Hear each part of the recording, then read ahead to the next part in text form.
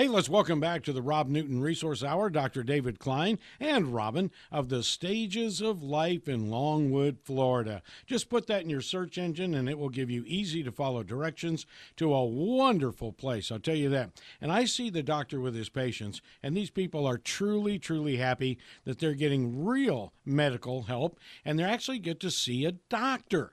Because most of the time now, you go to a clinic or you go to any medical facility, there may be a doctor in the house, but do you get to see him or her?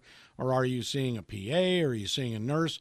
I love going up and seeing the doctor, even to go as far as he will walk you out right to the door to the nutraceutical area, whatever it is. And he'll counsel you if you want to pick up anything that looks good in the nutraceutical line that he thinks could help you. Now, one of the things that has come of age is that now when you go to the doctor and you get your labs done, now, at Dr. Klein's, you can get your labs done right there on site. But most other places in Florida, you'll get your lab done off property. And then you get a copy of those lab results, and then you think you're a doctor. And you spring out of control because then you go online and you look up, should this number be this number? Oh, my God, I'm going to die. And then you try to self-medicate, and it gets worse and worse. That's my take on it. But doctor, interpreting lab values, how do people know? Well, that's exactly what it's all about. You know, back in the day, you had to be a physician to get the old PDR. Those of you old enough to remember the physician's desk reference, it was a collection of package inserts. So when you went to get your medicine at the pharmacy, they handed you a bottle and a bill. There was no piece of paper attached to it. Now, all of a sudden, you have this piece of paper that's got every known possible side effect attached to it, and off you go. And it's a matter of CYA, and we all know what CYA stands for. With regards to labs, it was the same thing. You'd go in, the doctor would look at you. He'd come up with a differential diagnosis, which is another way of saying, gee, these are the possibilities. You run the laboratory for both diagnosis and confirmation of suspicion. And you never showed them to the patient. Oh, why would you do that? You show them to the patient, all it does is scare them. So guess what? Now that we're all empowered consumers, you know, we can't keep anything from our patients now because after all, that would be like really, really wrong. So what do? You go to the big labs, they make them available to you in about a week with all those little ranges and H's and L's for high and low, okay, as if everybody is supposed to fit in those H's and L's. Well, it ain't so, okay? Here's how it works. When you're looking at a laboratory value, they're sometimes adjusted for age, but frequently they're not. Sometimes they're adjusted for illness, but they're usually not. It works something akin to going to the mall and looking around and deciding how many people there are overweight. Well, guess what? It used to be that 5% of people were considered overweight, which put 95% under that bell-shaped curve. 2.5% below, 2.5% above, and you were pretty close to being right. But now that 66% are overweight, we adjust our eyes. But we didn't do that with our laboratories. So here's how it goes. If you're looking at a cholesterol, it tells you what might be right for 95% of the population, but it doesn't necessarily tell you what's healthy. Sometimes being high is good. Sometimes being low is good. Okay, in insulin, for example. Well, gee, do you think it's a really good thing to have a high insulin level? The answer is no. It's very, very unhealthy. Is it good for you to have a high cholesterol? No, it's also very, very unhealthy. But it goes right down the list. There's good, there's bad, and then things are good and bad based upon circumstance and ratios. So like, let's look at a man's testosterone level. Well, guess what? Good for you. You have a testosterone level of 600. Oh, wow, that's marvelous. And then the question begs itself, well, then why aren't the hydraulics working? And the answer is because some joker didn't look at the laboratory for what it was. They didn't look at the other half of the ratio, which is testosterone to estrogen ratios. If you look at ratios, then you understand. But in these laboratory, the interpretation sheets, there's nowhere for ratios. There's nowhere for interpretation. So sometimes in the bottom, they'll talk about things like CRP, here's a good healthy range. It has nothing to do with you. It has to do with communications with a doctor who may not understand what they're interpreting. So again, just because we're looking at an H and L doesn't mean it's bad or good.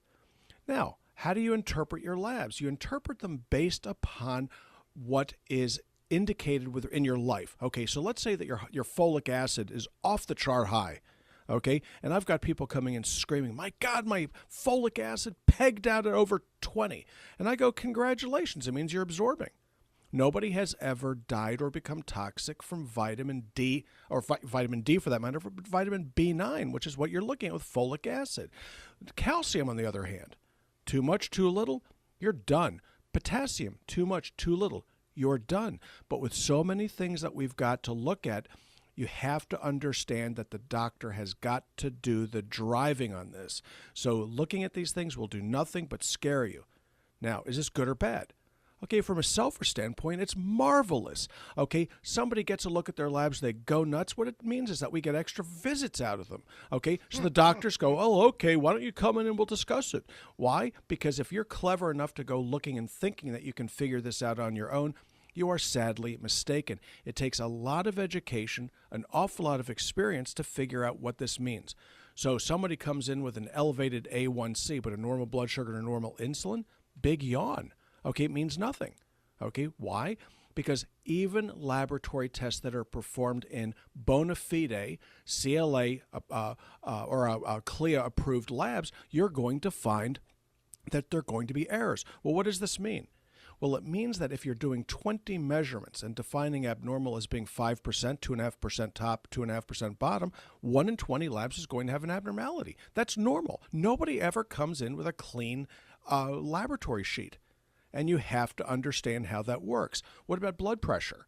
Okay, your blood pressure changes heartbeat to heartbeat, moment to moment, nanosecond to nanosecond. The good doctors don't treat a high blood pressure on a single reading. Okay, because we know that there are circumstances like pretzels that can lead to high blood pressure when in fact you don't necessarily need to treat people with anti-pretzel. You just tell them to avoid said foodstuffs and the salt that goes along with it. And the same thing is true with these laboratories. Now, when do you test? How do you test? Where do you test? And why do you test? These are the key questions, not, gee, does a 10.1 really mean anything if the normal is up to 10? And the answer is, of course not. Okay, there's something called a standard error of the estimate. Okay, the standard error of the estimate is the likelihood that the laboratory value that you're seeing is actually accurate. Now, why would we have a statistic like that if things weren't absolute? And the answer is because they're not absolute. You repeat, retest, and repeat. Autoimmune titers, something that's very, very interesting to me. You know, I'm really big into autoimmune endocrine disorders. It's kind of my hobby. Okay, and one of the things that we find is that the greatest likelihood of finding the pathology is first thing in the morning with these. Okay, so if you don't draw the labs in the morning, the likelihood of finding these antibodies diminishes. Well, what about things like, let's say blood sugar? Does it make any sense to do it when you're fasting? Well, it kind of sort of does, okay? But if your blood sugar is running 80 when you're in the doctor's office fasting and you're patted on the head, told, gee, you did a marvelous job, and you go out and eat a cheeseburger and it goes up to 160, that tells you something. So there's a value in doing laboratory determinations randomly as well. At the beginning of the show, I mentioned that people will go online and usually get a whole lot of misinformation. However, on our shows, I often hear you refer some of our listeners to a certain website that you trust. Now, what is that, and does the public actually have access to it? Oh, yeah. Well, it's called PubMed, P-U-B-M-E-D. I thought that was a place doctors went to drink. No, actually, it might be, now that you mention it. But the PubMed, PUBMED.gov, is a taxpayer-funded website. And what it does is it puts up every article, as near as I can figure, that's in the National Library of Medicine, and it's available for you to look at. Whoa. Now, the whole articles, you may have to pay for that. You know, that's a publisher's issue, but the abstracts are all there. So if you're concerned, if you have a question about, gee, why did the doctor give me this, that, or the other, that's a marvelous place to go, provided that you understand what you're reading and provided that you take the time to read as much as you can.